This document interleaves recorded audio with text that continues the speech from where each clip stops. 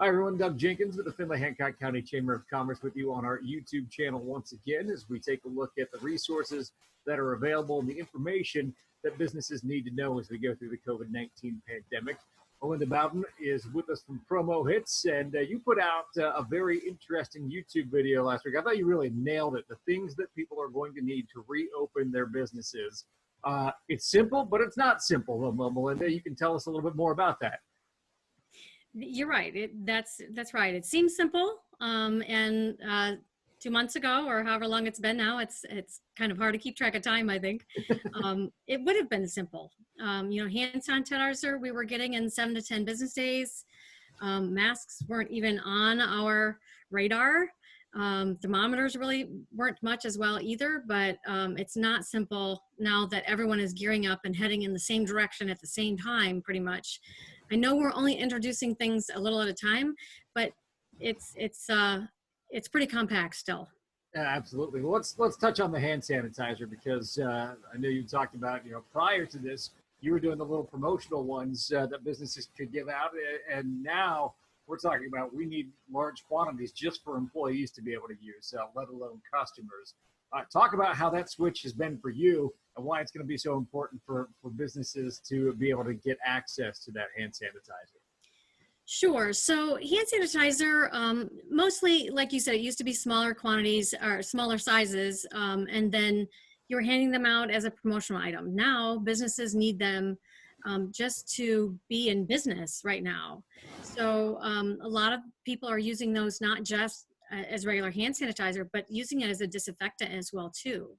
So for instance, recently we sourced some hand sanitizer from a distillery in Detroit, and the sizes they had was a 5-gallon bucket, which we sold. Right. And they also were using some of their vodka bottles that they had been using to now have hand sanitizer in with a hand sanitizer label going into vodka boxes. So it looks like I'm bringing you a vodka instead of hand sanitizer. But even those were 25 ounces.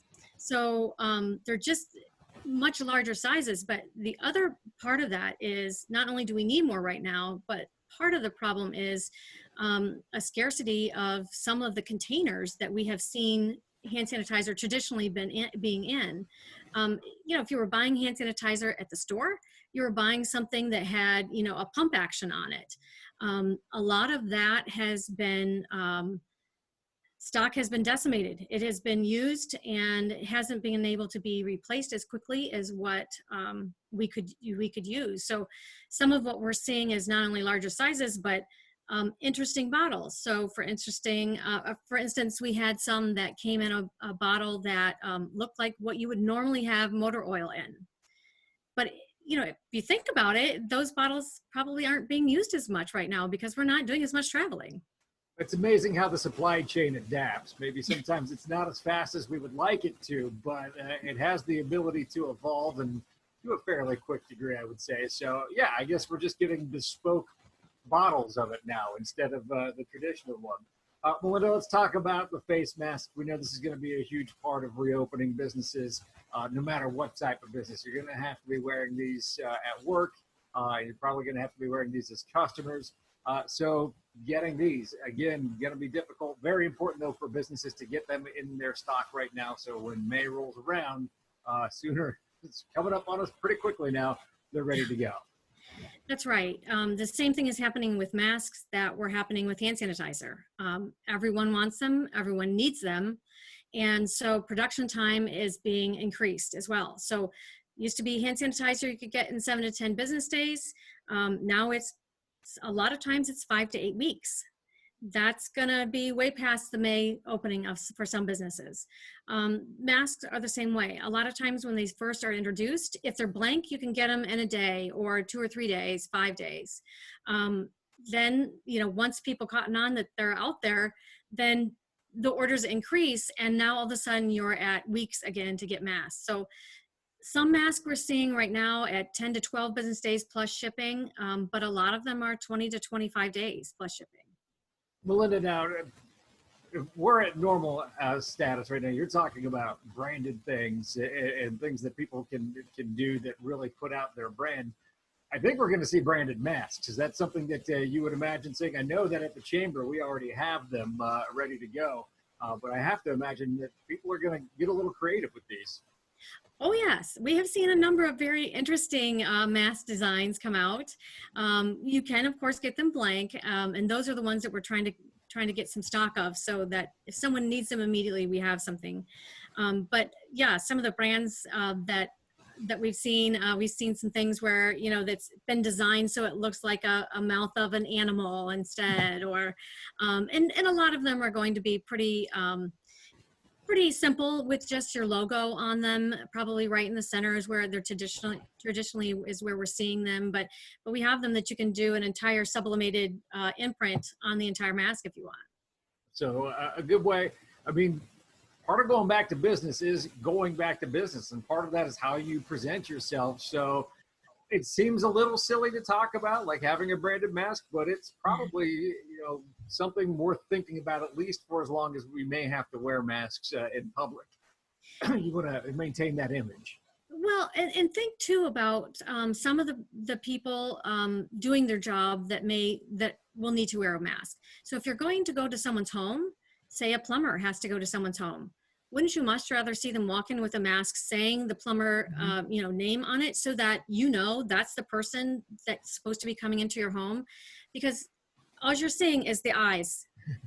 You know, it's really hard to tell. You may have seen that person every day of your life for the last year, and it's so hard to tell who the person is when all you can see is eyes. So some of the branding, I think, can just be a great reinforcement that this is the guy you want to let in. That's a very good point. You also talked about thermometers. These are going to be critical to getting your business back open too. This is more for your workforce though, correct? It is, but we have had a number of individuals also purchase them from us.